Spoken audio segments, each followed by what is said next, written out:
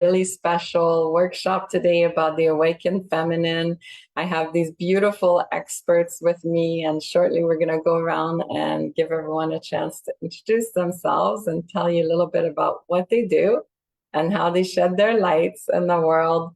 But these women are beautiful. I'm so pleased that you're here. Thank you for joining us. This will be broadcasted live on my Facebook, but also part of the One Conscious Love Network. So if you're not part of the One Conscious Love Network yet, please join us. The link will be in the comments below to join the group. So with that, Jennifer, why don't you get us started here? Tell everyone a little bit about yourself and how you shed your light in the world. Okay, well, thank you. First, I just want to say thank you very much, Melanie, for the opportunity to be a part of this beautiful group. And thank you to the ladies who are also here joining us together to share our light. I love the idea of doing the group work, so I'm so happy to be here. And for me, so I have formal education in social work and healthcare, and I specialized in traumatic brain injury, mental health, and addictions in the past. And all along my whole life, I was a medium and having psychic impressions since the age of 5 that I can remember. But I did not want anything to do with that until 1999. I had a huge major life shift that spun my whole life into a 180. And my psychic energy came online and I could not shut it off. So that was the time where I became activated, and it was time for me to step on my journey, kicking and screaming, but I stepped on my journey. And I started doing energy work. So what I do now, I've reclaimed those abilities. I've learned how to not only how to manage them, but how to work with people. So for the last 24 years, my service to the planet has been being I'm a global medium because I've reached, I think, 24 different countries now. I'm Wow, excited to say, in most of North America. And yay, I know I'm so awesome. happy. And I've had the opportunity to channel. So I channel, do life path readings, channeling your higher self and your guides from unconditional love. And I also am a medium. I'm a channel for healing. I'm also a Kundalini activation practitioner. And I am what else do I do? Transformative coach. I am here to help people wake up and remember who they are, basically. And I work out of my home privately, and I step outside the home and work sometimes outside the home, doing special events. And I'm going to be doing a little more outside work very soon. So that's basically me in a nutshell so far. That's beautiful, Jennifer. Thank you so much. Yeah, You're so welcome. glad that you're here. Thank you. Ahila. Hi, I'm Ahilya, and I'm an emotional clarity and communication coach, which basically just means I help women have better relationships with others, starting first and foremost with themselves, right? So I help women build honest, drama-free relationships. Um, and my background is actually in law. I studied law in the UK, never with the intention of practicing it, which is, I'll admit, a bit strange. But I like learning just for the sake of knowing things. I like hoarding information, I guess. Um, but yeah, the life of a lawyer never appealed to me. So I did that because I wanted to do that, but I didn't pursue it any further. And then I came home to India and I did some arbitration, some mediation, studied some German for a while, just whatever caught my attention, whatever sparked something in me. I was lucky enough to have the freedom to be able to just follow whatever caught my eye.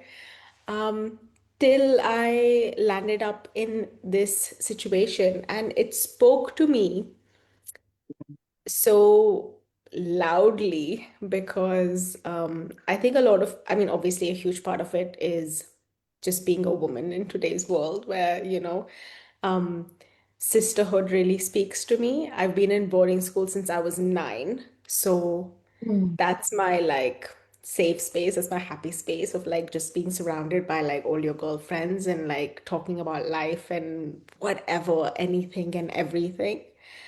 And I started to realize that with a lot of the other women in my life, I didn't see them getting the kind of support that I felt Mm. everyone needs or everyone could do with or everyone deserves.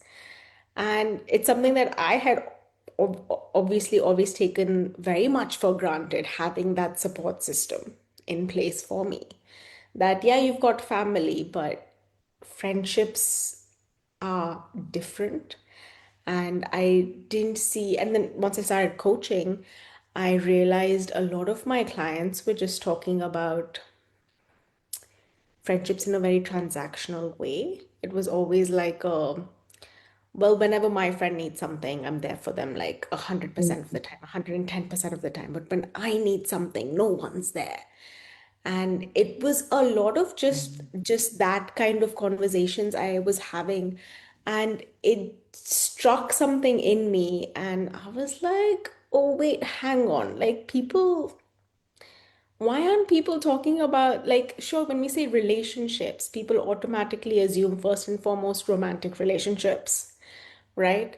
And then after that, familial relationships. But friendships don't really seem to factor into it with any kind of major importance. And that's crazy to me. I feel like a huge foundation of my life is my relationship with my best friend. And I don't know what I do with her. So I'm kind of like, well, if you don't have that person in your life being this rock for you, how are you filling that gap? Mm. And yeah, so anyway, sorry, I'm very passionate about it. And Love that's it. my introduction. I love it. Thank you so much. Thank you. I'm so happy that you're here. Elizabeth, please go ahead. Hi, everyone. First of all, Melanie, thank you so much for having me on, and thank you, ladies, for being a part of this beautiful circle. My name is Elizabeth. I also go by Vintage Rose. I am a guide for women awakening to higher consciousness, and I share my light through poetry, storytelling, coaching, and energy healing. I love, love, love to work with women to help them reconnect to their authentic essence and remember who they truly are, that they are divinity in human form. My work really empowers them to alchemize pain into beauty, turn wounds into wisdom, and really transform their entire lives. And if anyone's interested in connecting, my IG is at evintagerose, and my website is www.evintagerose.com. Beautiful. And we'll certainly put all your links in the comments so it's easy for people to find you and to connect with you one-on-one as well. And so with that, let's get the panel started with the first question. What does the awakened feminine mean to you? And how did you own your journey of reclaiming her beginning? And so, Jennifer, would you like to get us started with that? Certainly, I can get you started, get us all started. Yeah, it's such a great question. All the questions are such great questions.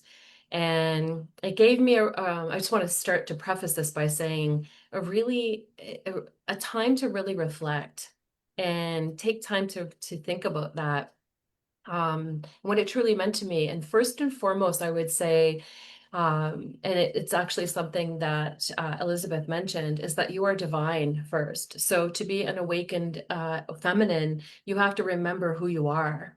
And we are a consciousness. We are a spark of source. We are divine beings having this human experience. So we are energy before we're anything else. So to be an awakened feminine, it's important for us to be in alignment with that, but also coming back to self-love, because self-love is the key to all of it. And that means valuing yourself and who you are. It means putting yourself first, which most women don't do. Truly, most women live their life in the embodiment of the divine masculine, the doing, doing, doing, giving, giving, giving, action, action, action. And we forgot how to truly be in our divine feminine energy. And that you are. We are in this beautiful, gorgeous body. We are the epitome of the divine feminine. So when we start to awaken back to that, we get to move back into balance with our own frequency and start to access the power of that stillness and that receptivity that is the divine feminine, because the divine feminine is the receptive energy. And that is so powerful, to be in the state of stillness and allow it to come to you. And it's a practice, obviously, that I'm still learning to practice. But when I'm in that energy, wow. Oh, does it feel good? And my own journey began in 1999, when I said I had my major life shift. I walked away from an abusive marriage with two small children and said, no, this is not happening. This is not going to happen. I don't know how I'm going to do this, but I know I'm going to do it. And everything changed. And it was my journey back to self-love. This is my journey. And my business is called The Path to Inner Peace for a reason. As I walk my journey, I'm able to hold space for others to understand how to do it too. And that there's always a choice. And I think that's the hardest part for women too, is we think we have to just put up with. That's so beautiful, Jennifer. I'm really glad that you are here and that you're able to share that story, because I know for many watching, it may inspire them to do exactly that. And so that's really important message for sure. Thank you for sharing. Thank you, Melanie. Ahilya. Hi. Yeah. So to me, the awakened feminine isn't a destination, right? It's a lifelong unlearning. Because as Jennifer said, as women, we just kind of are conditioned and expected to put up with a lot and call it compromise, but it actually is just sacrifice. So, awakened feminine is that moment when you stop asking the question, am I too much? And start asking, what if this is exactly who I was meant to be? And my own journey began honestly with exhaustion.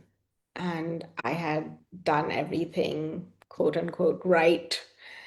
People pleasing, overachieved, overfunctioned. And I was still anxious, resentful, disconnected from myself. It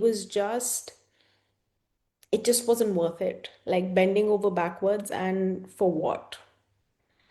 And I feel like this is a very common theme. I'm sure like every woman in the world has had this experience. It's such a universal thing. And that's when I realized I wasn't living, I was performing. Right? There was nothing real about this. And so for me, it's really about finally telling the truth to yourself, first and foremost.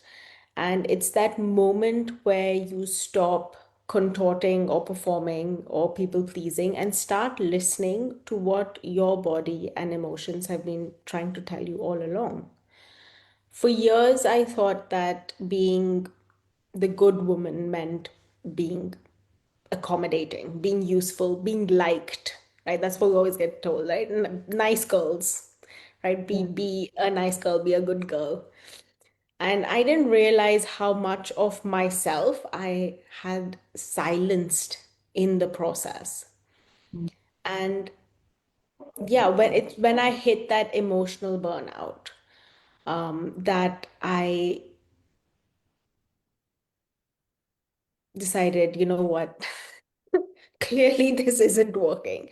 And it didn't look magical at first, right? Like, I think when you think of these transformations, you think of the end result, you kind of gloss over the messy in between. But this was definitely messy, right? It looked like crying in the shower, saying, I don't want to do this. And but you know what? Sometimes you got to do what you got to do, and that's just got to be enough that you're even acknowledging those thoughts. And it looked like therapy, it looked like coaching. messy boundaries. And the thing is, though, like through that mess, then I started to hear my real voice. And that voice is clear, compassionate. That voice loves me. And Mm. because of that, it's sometimes also very firm, which can be slightly inconvenient, but that's what works for me. So yeah, yeah. That's beautiful. I love it. And yes, it's super unfortunate that we wait until that moment comes where it's really crumbling. One of my favorite professors, Dr. Joe, always talks about that, about how people always come to heal with him, but nobody's really doing it at their ultimate shape. And so hopefully someday we'll see people start their journey as they are healthy. But yes, sometimes it does take that realization that can't go further as well. That's an important Mhm. message in life as well. Well, I'm glad that you found your way for sure. Elizabeth. So for me, the awakened feminine is really a remembrance of who we truly are, like our authentic selves. And so much of the world, the conditioning society tell us that we're so detached from divinity. And now that I'm conscious of it, I can see what bullshit that is, because we are divinity in human form. Like we are gods, we are goddesses, because we're creators of our reality. Like we can honestly, we're so powerful. So really remembering that power within in our divine feminine essence is really what I see, or like what really just captures like the divine feminine energy for me. I wrote a poem. It's God is a woman and you are her. And I feel like that also kind of captures what the remembrance of the divinity of the divine feminine is. Mm. My journey started 5 years ago, having a spiritual awakening, and it was a hot mess. But through coaching and through energy work and Reiki, I really remembered who I truly was. And I really do think that God's spirit, um, yeah, God, the goddess, really planted a seed of consciousness in me to really soul search, to not to be okay, not okay with like my current circumstance at that time. And that's when I really started to ask these questions, like, who am I really? Who is my authentic self? Like, is this really who I am? Like everything that I have in the physical, like my job, my relationship, is this really who I am? Or am I more than that? And for some reason, I always knew that I was more. So that's what synchronously led to another synchronicity. And then I started coaching with my healer. And then the remembrance came. And it was so beautiful. But what really allowed me to fully step as a leader into the divine feminine embodiment and to really do this work was when I stumbled upon a book by Rebecca Campbell, Rise Sister Rise. And in that book, like, I was like, hell yes, because everything she was saying, I'm like, yes, this is gospel for me. Like, I can feel it in every cell. Like, I know, even though I don't know her, I know that it's a collective mission that I also Mm. have. So that really, it was an activation initiation for me to really fully step in and rise into my power, to really become and really show my authentic self to the world. Because before I was more like, in the closet, in the spiritual closet, as I call it. And it wasn't really only to like show my, like who I truly was. So that really empowered me to really rise, and not rise not just for me, but because when I rise, other women rise and want other women Mm. to rise, and to remember who they truly are, because women help heal other women. And that is just my passion. That is my mission. And that is what I really envision when we create as women heaven on earth. Mm. Oh, so beautiful. And so glad that you're brave to say, hey, I'm coming out of my spiritual closet. I hope that many people watching will feel the same drive and motivation after seeing how beautiful and expansive you are now and what they could be in the future. Because Yeah, you're right. It is scary and it is intimidating. So really Mhm. glad you did. Excellent. I can relate to that. I'm sure we all can. Love it. Our next question is, in what ways do you see women being disconnected from their power, their voice, or even their body? And what practices helps restore that connection in your experience? So Jennifer, Is it go time for me? Okay. yeah, sorry. No, that's okay. Just I my got it. thought. It's all good. I got it. I'm up first. So, I think there's a lot of different perspectives to take from this, but the one I chose to talk about today was, I think the most important one, and for me, this is in my opinion, is that women have a very distorted or dysfunctional relationship with their own sexual energy. And they end up misusing it or giving it away or attention seeking with it because they're living out an experience that is rooted in the feeling of not being enough. And I know because I went through this myself on some level too, but that energy is so potent and so powerful. We don't understand it yet, but there are some of us that are working in that frequency to help women and help humanity. But we're speaking about women today, recognize the power and potency that lies within us and how sexuality has been really distorted and women have been the target. And I will say that out in public, I don't care because it's true, we know it. Um, and there is a majority of women, we see this on social media everywhere, that they allow society to treat them as a commodity and not a true goddess. And I'm going to say it, and I don't care. I know this is a touchy subject, but we see it everywhere. And I've seen how distorted that is because it's not coming from empowerment, it's coming from shame or lack. And that's the difference. So, when you activate your sexual energy, i.e., Kundalini, life force energy, whatever you want to call it, and I'm a Dr. Joe Dispenza student, have been for many years, so I've done a lot of work there. When you activate that from the space of self-love and conscious awareness, you have access to true unlimited power, like true unlimited power. And by radiating that beauty from within, you get to magnetize people in your own divine feminine presence that's coming from love and not from a distortion of. So self-love and appreciation for life, it's so important. And that's what it gives us when we tune in and we start to connect with that life force energy from love and not from a distortion. And the practices that have worked for me that I've used are Cobra breath work, in meditation, women's circles, that this lovely lady down here is talking about, Elizabeth, sorry. And being meditation, connecting with women, being there for each other, supporting each other, helping each other feel like truly authentically feel better, giving a leg up basically, instead of a leg down, where it's so easy for us to cut women down, but we have to recognize that there is a huge conditioning happening. And a lot of people are wired into it, not realizing, a lot of women are wired into that, not realizing how dangerous and dysfunctional it is, because your life force energy is everything. That is your currency.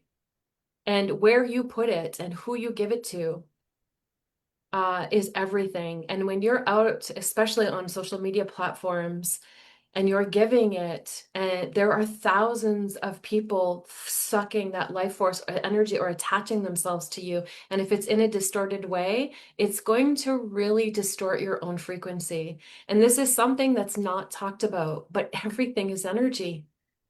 And I've seen that. I've had experiences where I've seen how we connect to the field. in mystical experiences that I've had in meditation. And I mean, the more you know, the less you know, and that's the truth. In my current state of ignorance, I've seen, I've had some experiences where I've recognized how energy works, and I've been able to understand a little bit about that for myself, so that I can share that also with others, to help them understand that everything is a frequency. So where are you putting your energy? It's so important. Who are you giving it to is so important. If you could see energetically what's actually happening when you're putting yourself out there, you would be really, really, really mindful about where you're putting it and who you're giving it to. Mhm. So That's my beautiful. answer. I love it. I love Thank it. you. Yes, thank you so much. Ahilya. Yeah. So I see this most in friendships and family dynamics, obviously, because that's what I've surrounded myself with, right? People talking about this. So obviously that's where I see it most. But I guess that just goes to show that, yeah, it is everywhere. I Mhm. feel like Jennifer said, you could go so many directions with this because again, it's like a very universal, very, anything you think of, you could apply this to. Anyway, so we're taught to, as women, right? Specifically, we're taught to prioritize harmony and loyalty and all those kind of virtues over honesty and self-respect. So many women stay in emotionally draining friendships, get manipulated by family guilt, or they smile through discomfort because rocking the boat feels too risky. It doesn't feel like it would be worth it, right? We silence our intuition in the name of harmony. We feel guilty for saying no. We abandon our own boundaries just to feel safe. But it's a false sense of safety. The disconnection shows up as burnout, resentment, anxiety, all these things that plague everyone in this day and age. And underneath all of that, again, as Jennifer said, the key linchpin to all this is shame. And one of the most powerful practices I use in my coaching is emotional check-ins, right? And it sounds very simple because it is very simple. But I get women to pause and ask, what am I feeling right now? What do I need? What am I pretending not to know? We underestimate the power of small relational moments when you say yes instead of no, when you don't speak up, when you ignore your gut because you don't want to make it awkward. I feel like also a lot of the decisions we make stems from just like, yeah, it's let's just go along to get along. Like why make it awkward? Why be rude? Like I'm not the rude person, right? But these micro betrayals pile up and soon enough we can't hear ourselves clearly anymore. Mm, And another practice that I teach is emotional boundary work. And mhm, that really helps here because it's not about cutting ties with everyone who's ever wronged you, right? Unless that's the path you want to go down, which fair, like I don't know your life. Maybe that's what's best for you. Um, but this is more so about, the gentle kind that asks, is this mine to carry?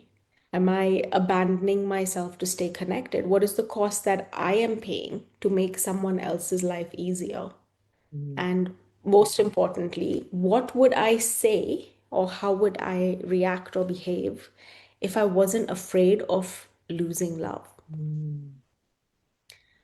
And last but not least, also, nervous system awareness, I think, is a big deal. And just understanding when your body is signaling danger, even if your brain is saying, be nice, be nice, be nice, this isn't you, don't be the confrontational, hysterical woman.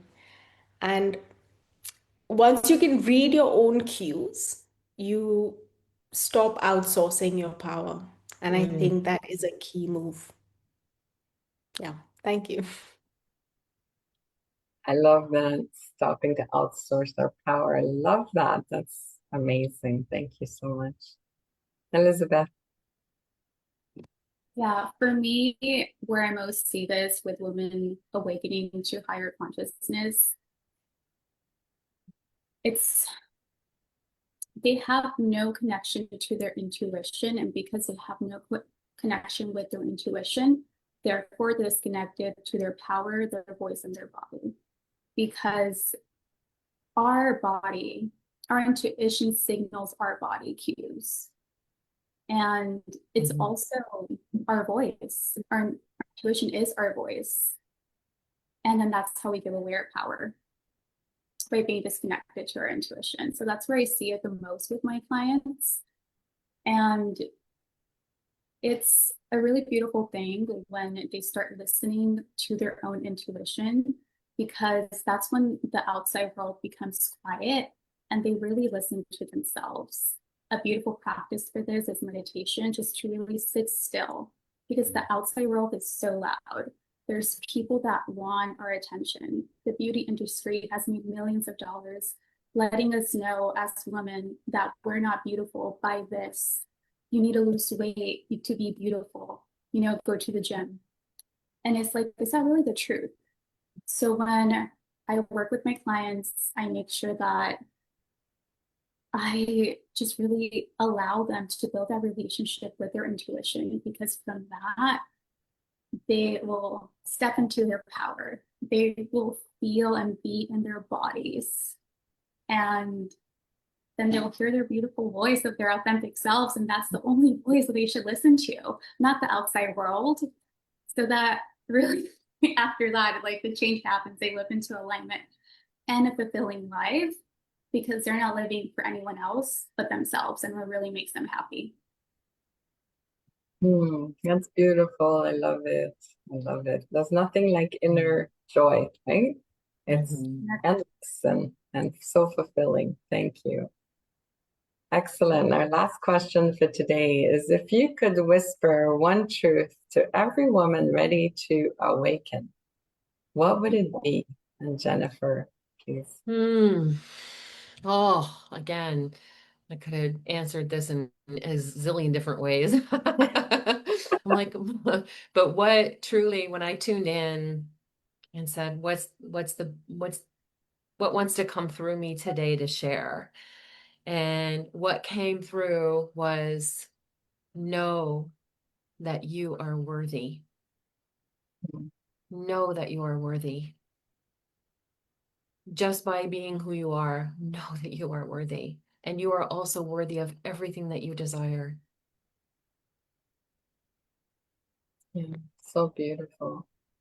I think it connects deep with your story of leaving, right? And Mhm. to know your worth is such an important piece of that. So, yeah, Yes. that's beautiful. Thank you. Thank you. Ahilya. Yeah. So the one thing I would love to broadcast to every person, even on this earth, would be, you don't need to be a good person. You just need to be a true one. Mm, We spend so much of our lives trying to be good, good daughters, good friends, good partners, good mothers, polite, selfless, easy to love is what we equate it to. But being good is a moving target. The moment you meet one expectation, another appears. And in trying so hard to be liked, to be needed, to never be a burden, you start disappearing from your own life. And here's what I've learned: your power doesn't lie in being liked, it doesn't lie in being needed, it doesn't even lie in being perfectly healed. It lies in being real. Mm. And being real means allowing your full self to exist. Even the angry parts, the jealous parts, the sad, the unsure, the not so nice parts. It means listening to your own body, your own intuition. When it says, I'm tired of holding the smile, I've had enough.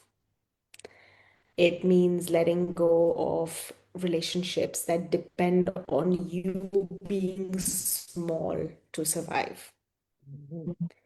Because when you're finally honest with yourself, when you stop pretending, stop performing, something amazing happens. You attract people into your life, you attract friendships that can hold your full truth.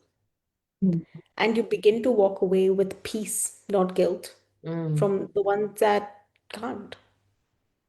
You don't need to be everyone's cup of tea. You just need to be yourself. Mm. Thank you. Beautiful. I love it. Amen.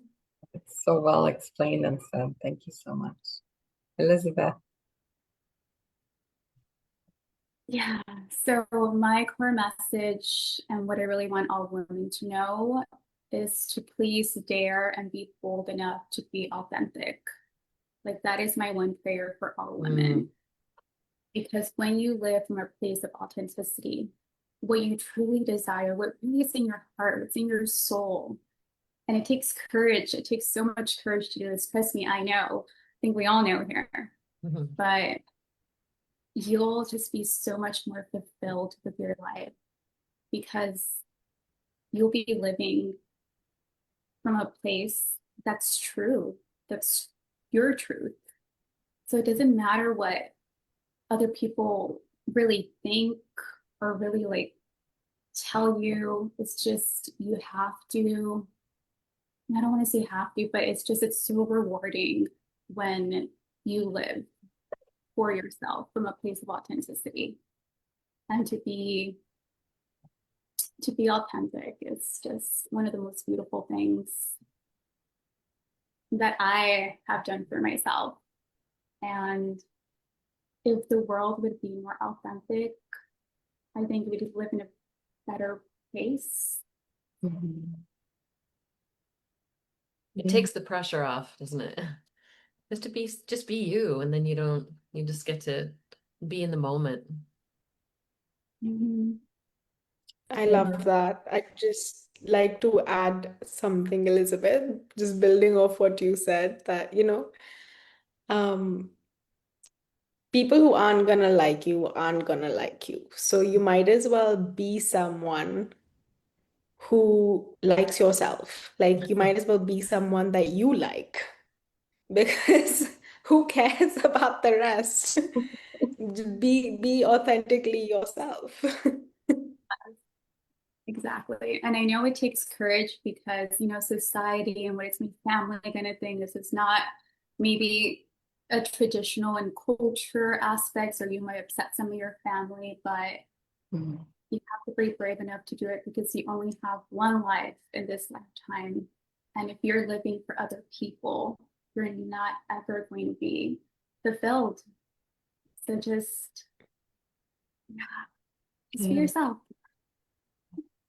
that's so beautiful. And I think that gift to give yourself your power to be your authentic self will give the rest of your life so much joy and love and nurturing.